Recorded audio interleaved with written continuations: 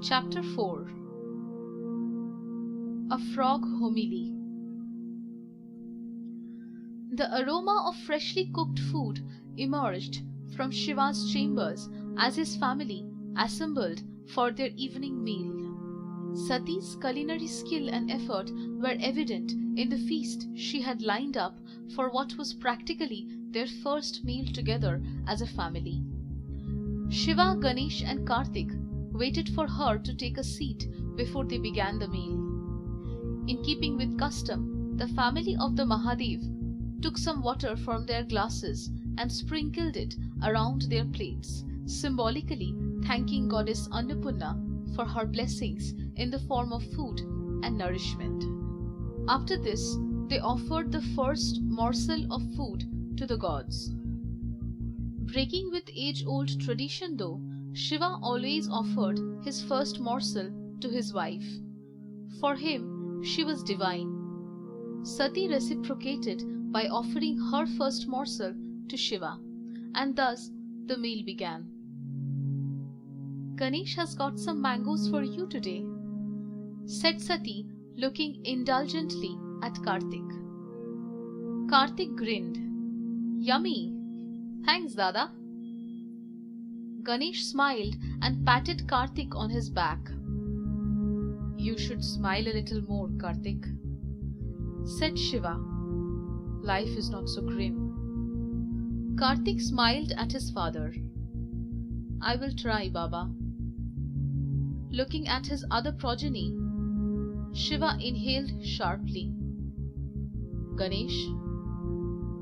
"Yes, Baba," said Ganesh, unsure of the response to his calling Shiva father. "My son," whispered Shiva, "I misjudged you." Ganesh's eyes moistened. "Forgive me," said Shiva. "No, Baba," exclaimed Ganesh, embarrassed. "How can you ask me for forgiveness? You are my father." Brahaspati had told Shiva that he had made Ganesh take an oath of secrecy. Nobody was to know that the former Meluhan chief scientist was alive. Brahaspati did not trust anyone and wanted his experiments on the Mesopotamian bacteria to remain secret. Ganesh had kept his word even at the cost of almost losing his beloved mother and of grievously damaging his relationship with Shiva. "You are the man of your word," said Shiva. "You honored your promise to Brahaspati without sparing a thought for the price you would be paying." Ganesh remained quiet. "I'm proud of you, my son," said Shiva. Ganesh smiled. Sati looked at Shiva, Kartik and then at Ganesh. Her world had come full circle. Life was as perfect as it could possibly be. She did not need anything else. She could live her life in Panchavati till the end of her days. But she knew that this was not to be. A war was coming, a battle that would require major sacrifices. She knew she had to savor these moments for as long as they lasted. "What now, Baba?" asked Kartik seriously. "We are going to eat," laughed Shiva, "and then hopefully we will go to sleep." No, smiled Kartik. "You know what I mean. Are we going to proclaim the Somras as the ultimate evil? Are we going to declare war against all those who continue to use or protect the Somras?" Shiva looked at Kartik thoughtfully. "There has already been a lot of fighting, Kartik. We will not rush into anything." Shiva turned to Ganesh. "I am sorry, my son, but I need to know more. I have to know more." "I understand, Baba. There are only two groups of people who know all there is to know about this. The Vasudevs and the Vayuputras." "Yes." "I'm not sure if the Vayuputra Council will help me, but I know the Vasudevs will." "I will take you to Ujjain, Baba. You can speak to their chief directly." "Where is Ujjain?" "It's up north, beyond the Narmada." Shiva considered it for a bit. That would be along the shorter route to Swadeep and Maluha, right? With the security of Panchavati upmost in her mind, Kali had led Shiva and his entourage from Kashi to Panchavati via an elaborate route which took a year to traverse.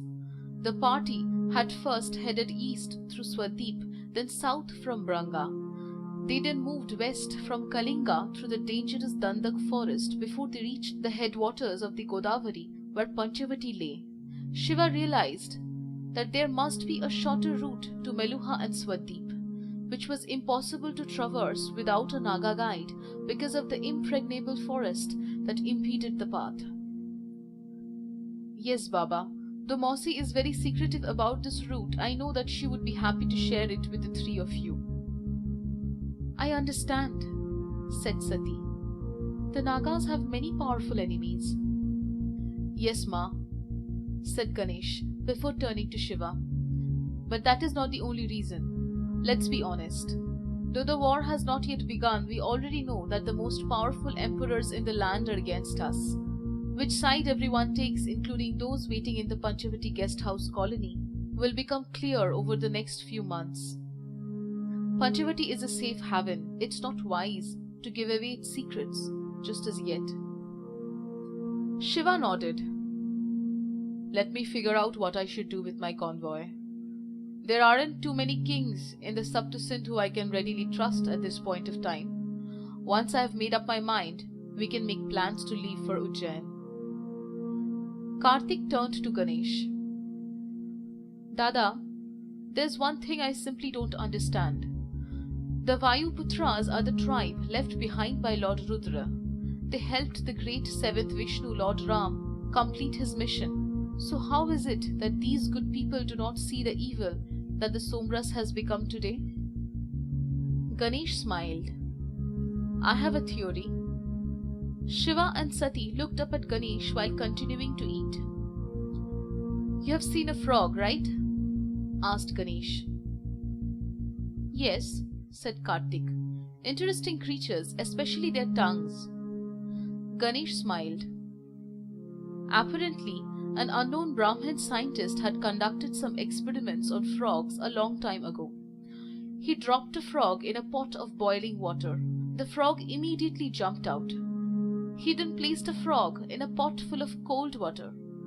The frog settled down comfortably. The Brahmin then began raising the temperature of the water gradually over many hours. The frog kept adapting to the increasing warm and then hot water till it finally died without making any attempt to escape.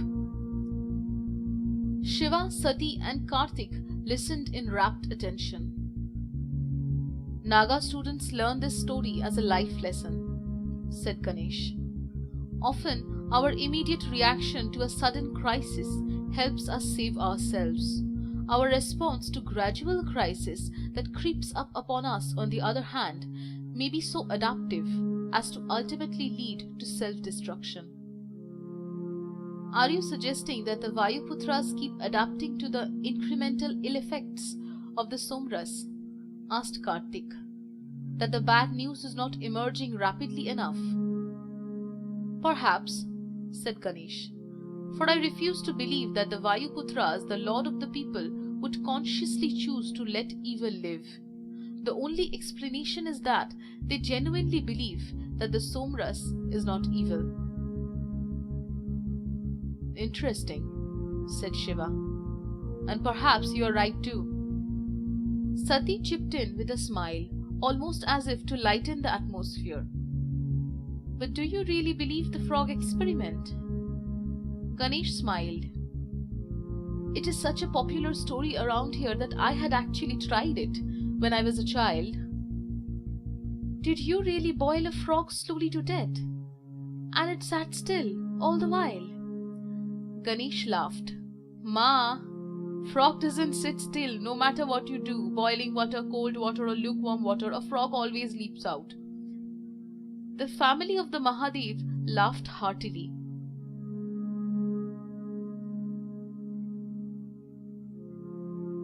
Shiva and Sati were exiting the Panchavati Rajya Sabha, having just met with the Naga nobility.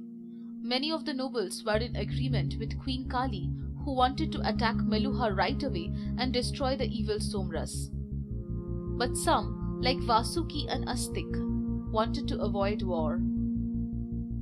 Vasuki and Astik genuinely want peace, but for the wrong reasons, said Shiva, shaking his head. They may be Naga nobility, but they believe that their own people deserve the cruel fate because they are being punished for their past life sins. This is nonsense. Sati, who believed in the concept of karma extending over many births, could not hold back her objection.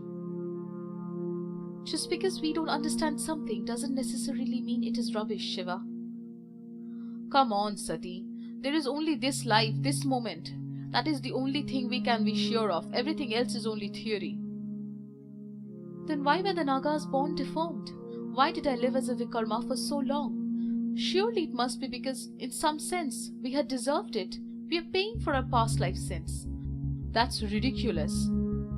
How can anyone be sure about past life sins? The Vikarma system, like every system that governs human lives, was created by us. We fought the Vikarma system and freed yourself. But I didn't free myself, Shiva. You did. It was your strength, and all the Vikarmas, including me, were set free because that was your karma. So how does this work? Asked Shiva disbelievingly. That the compounded totality of sins committed by all the Vikarma over their individual previous lives was nullified at the stroke of a quill when I struck down this law. On the fateful day, in a flash, several lifetimes of sins, sullying every Vikarma soul, were washed away. A day of divine pardon, indeed. Shiva, are you mocking me? Would I ever do that, dear? Asked Shiva, but a smile gave him away. Don't you see how illogical this entire concept is? How can one believe that an innocent child is born with sin? It's clear as daylight. A newborn child has done no wrong. He has done no right either. He has just been born. He could not have done anything. Perhaps not in this life, Shiva, but it is possible that the child committed a sin in a previous life. Perhaps the child's ancestors committed sins for which the child must be held accountable. Shiva was unconvinced. Don't you get it? It's a system designed to control people.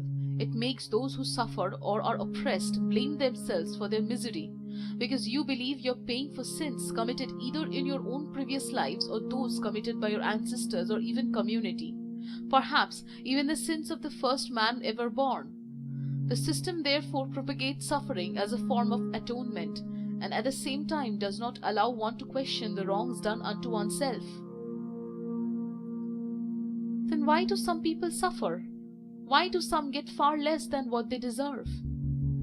The same reason why there are others who get far more than what they deserve. It's completely random. Shiva gallantly reached out to help Sati mount her steed, but she declined gracefully, slid onto the stallion. Her husband smiled. There was nothing he loved more than her intense sense of self-sufficiency and pride. Shiva leapt onto his own horse and with a quick spur matched Sati's pace. Really, Shiva? Said Sati, looking towards him. Do you believe that the Paramatma plays dice with the universe? That we are all handed our fate randomly? The Nagas on the road recognized Shiva and bowed low in respect. They didn't believe in the legend of Nilkant, but clearly their queen respected the Mahadev, and that made most Nagas believe in Shiva as well. He politely acknowledged every person even as he replied to Sati without turning. I think the Paramatma does not interfere in our lives. He sets the rules by which the universe exists. Then he does something very difficult. What? He leaves us alone. He lets things play out naturally. He lets his creation make decisions about their own lives. It's not easy being a witness when one has the power to rule. It takes a supreme God to be able to do that. He knows this our world, our karma bhumi, said Shiva, waving his hand all around as though pointing out the land of their karma. Don't you think this is difficult to accept? If people believe that their fate is completely random, it would leave them without any sense of understanding purpose or motivation, or why they are where they are. On the contrary, this is an empowering thought. When you know that your fate is completely random, you have the freedom to commit yourself to any theory that will empower you. If you have been blessed with good fate, you can choose to believe it, in God's kindness and ingrained humility within. But if you have been cursed with bad fate, you need to know that no great power is seeking to punish you. Your situation is, in fact, a result of completely random circumstances, an indiscriminate turn of the universe. Therefore, if you decide to challenge your destiny, your opponent would not only be the limitations of your mind. This will empower you to fight your fate. Sati shook her head. Sometimes you're too revolutionary. Shiva's eyes crinkled. Maybe that is itself a result of my past life sins. Laughing together, they cantered out of the city gates.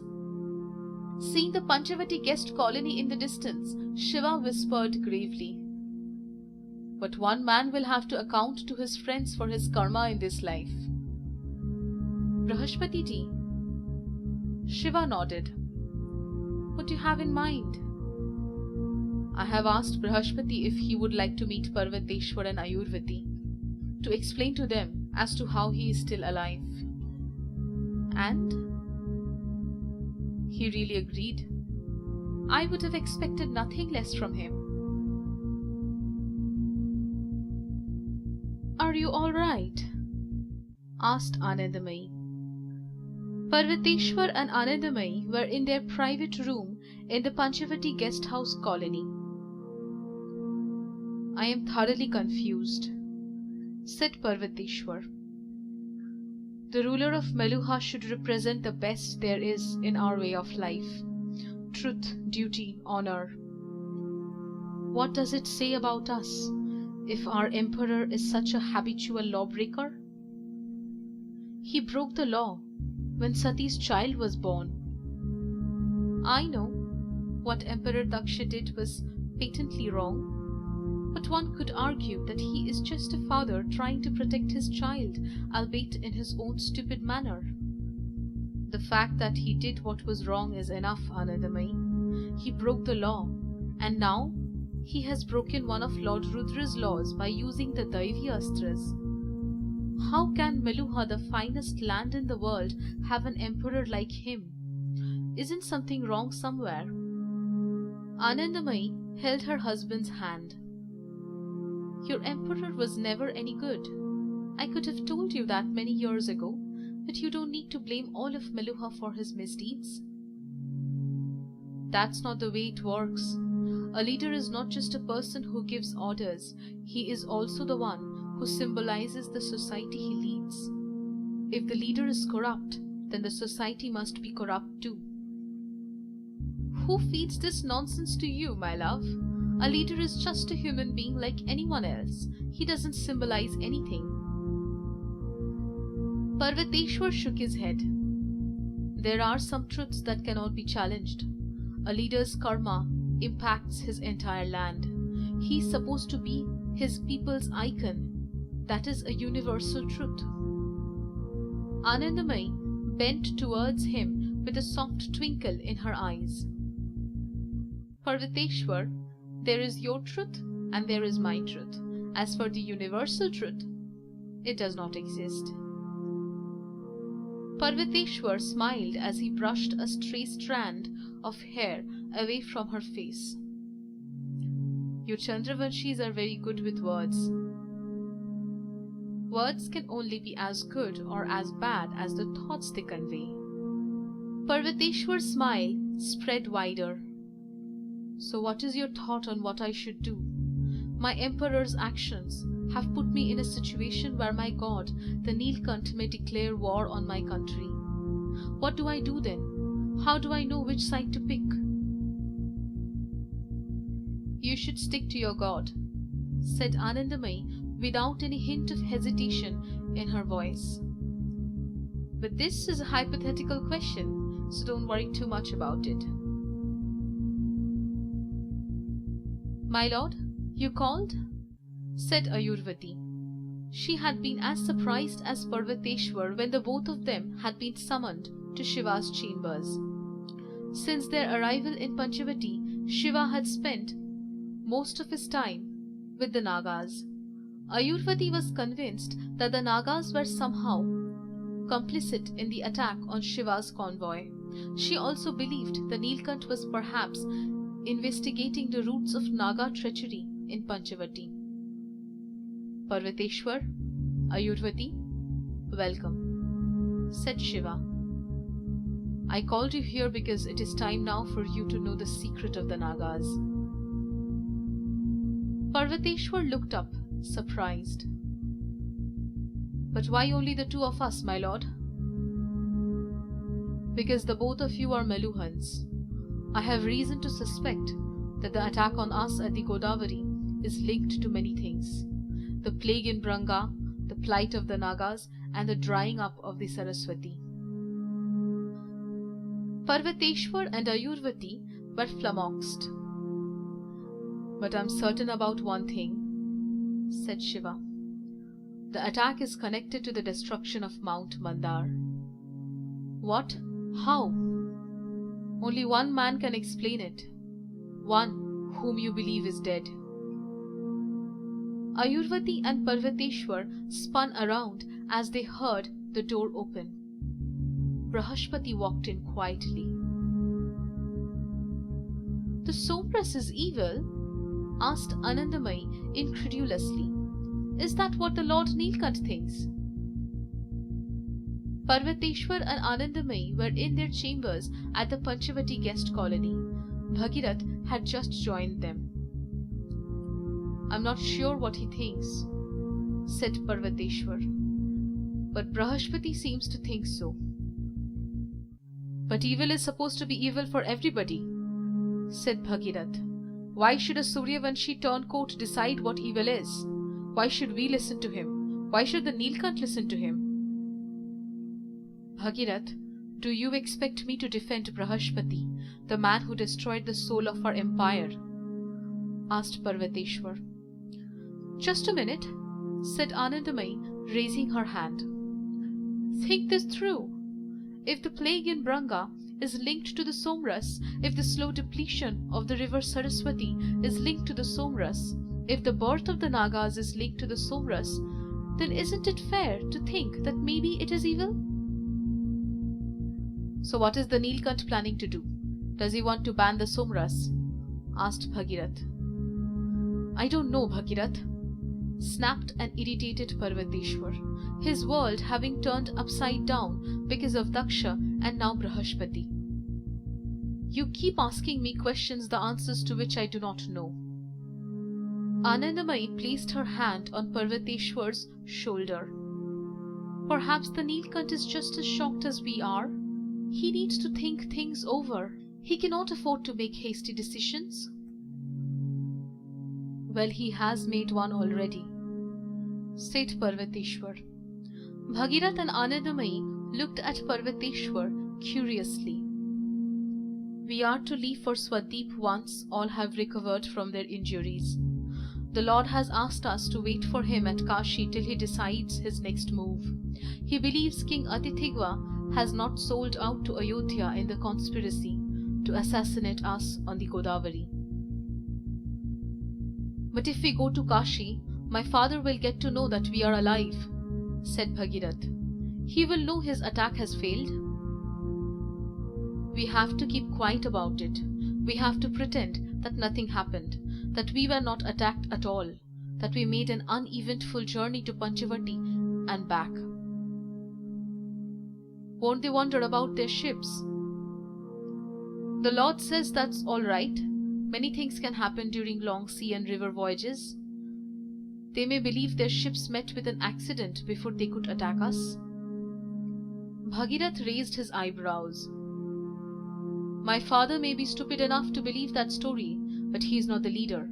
Whoever put together a conspiracy of this scale will certainly investigate what went wrong. But investigations take time. allowing the Nilkant to check whatever else it is that he needs to. "The Lord is not coming with us?" asked a surprised Anandamayi. Parvateshwar shook his head. "No, and the Lord has said we should let it be known that neither his family nor he is with us at Kashi. It should be publicized that he remains in Panchavati. The Lord believes that it will keep us safe, as the attack was aimed at him." "That can mean only one thing," said Bhagirath. "He chooses to take Brahaspati at face value but wants to ascertain a few more things before he makes up his mind." Anandamayi looked at her husband with concern in her eyes. She knew that a war was approaching, perhaps the biggest war that India had ever seen, and in all probability Meluha and Shiva would be on opposite sides.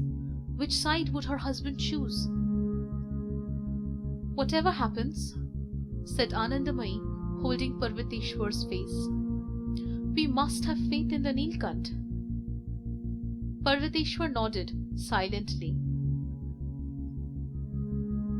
Shiva, Parshuram and Nandi were sitting on the banks of the Godavari.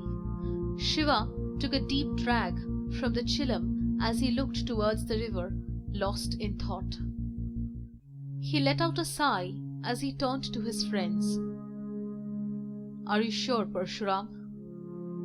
"Yes, my lord," replied Parshuram. "I can even take you to the uppermost point of the mighty Brahmaputra, where she is, the Sangpo, but I wouldn't recommend it, for fatalities can be high on that treacherous route." Shiva's silence provoked Parshuram to probe further. "What is it about that river, my lord?" He had been intrigued by the abnormal interest shown by the Nagas in the Brahmaputra's course as well. "First the Nagas, now you. Why is everyone so interested in it?" "It may be the carrier of evil, Parshuram." Nandi looked up in surprise. "Doesn't the Sangpo begin close to your own home in Tibet, my lord?" "Yes, Nandi," said Shiva. "It seems evil has been closer than it initially appeared." Nandi remained quiet. He was one of the few who knew the ships that attacked Shiva's convoy were from Meluha. He knew what he had to do. If it came to a choice between Shiva and his country, he would choose Shiva. But it still hurt him immensely. He knew he might have to be a part of an army that would attack his beloved motherland, Meluha. He hated his fate for having put him in such a situation. "I think I know how to find the mastermind, my lord," said Bhagirath. He had sought an appointment with Shiva as soon as he had stepped out of Parvateshwar's chambers. He knew that his father had decided to oppose the Nilkant. It made sense therefore for Bhagirath to immediately prove his loyalty to Shiva. He didn't expect Shiva to lose. Regardless of the opinion of the kings, the people would be with the Nilkant. "How?" asked Shiva. "You would agree that my father hardly has the wherewithal to draw up such an elaborate plan. I would say his selfish needs have made him succumb to the evil designs of another." Shiva edged forward, intrigued. "You think he has been bribed? Your father is in no need of money." "What can be a better bribe than life itself, my lord? Have you seen my father a few years back? You would have thought he was but a small step away from the cremation pyre. A life of debauchery and drink had wreaked havoc within his body. But today he looks younger than I have ever known." "The Somras?" "I don't think so. I know he had tried the Somras in the past. It hadn't worked. Somebody is supplying him with superior medicines, something that is otherwise unavailable to even a king." Shiva's eyes widened. Who could be more powerful, more knowledgeable than a king? "Do you think a Maharishi is helping him?" Bhagirath shook his head. "No, my lord. I think a Maharishi is leading him." But who can that Maharishi be? I don't know. But when I go back to Ayodhya, if we are to maintain that no ships attacked us on the Godavari, my lord, then what reason can there be for my not going back to Ayodhya? It will arouse suspicion. More importantly, I can only uncover the true identity of the master when I am in Ayodhya. Despite my father's best efforts, I still have eyes and ears in the impregnable city. Shiva considered this for a moment. He agreed with the train of thought. Moreover, now that Dilipa had chosen to align himself against Shiva, Bhagirath would be even more eager to prove his loyalty to him. Shiva nodded. All right, go to Ayodhya. But my lord, when the time comes, I hope Ayodhya and Swadeep will be shown some kindness. Kindness? We have not used the Somras excessively, my lord. Only a few Chandravanshi nobles use it, and that too sparingly. It is the Meluhans who have abused its usage. That is what has made evil rise. Therefore it is only fair that when the Somras is banned, this ban be imposed only on Meluha. Swadeep has not benefited from the drink of the gods. I hope we will be allowed to use it.